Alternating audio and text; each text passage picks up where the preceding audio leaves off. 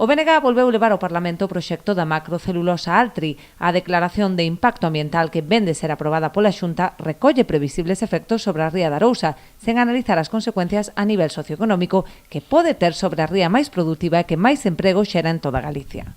Hai un informe da Dirección Xeral de Pesca, por certo, menos de 35 líneas, en un informe total de máis de 76 páxinas, o cal, xa nos dá a pauta de que é un informe moi feble. Pois ben, nese informe da Dirección Xeral de Pesca, fíase todo ao que di a empresa.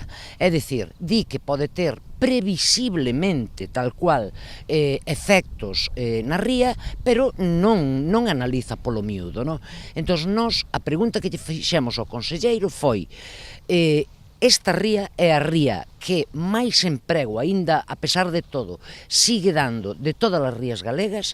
Esta ría é que ten o 70% das bateas de todo o país, é a que ten máis de 1.500 mariscadores e mariscadoras e a que ten moitísimos empregos indirectos por terra, cocedeiros, depuradoras, etc. Mais aló do impacto ambiental, os nacionalistas exixen un informe socioeconómico da afectación que podería ter sobre os concellos arousás. Hai que analizar que impacto vai a ter Altri, non só medioambientalmente sobre a ría, que tamén iso é básico, sino que impacto social e económico vai ter sobre os concellos da ría de Arousa. A nós nos parece que é fundamental, antes de aprobar nada, analizar ben como vai a repercutir esa macrocelulosa no traballo xa existente, nos postos de traballo xa existentes no sector primario.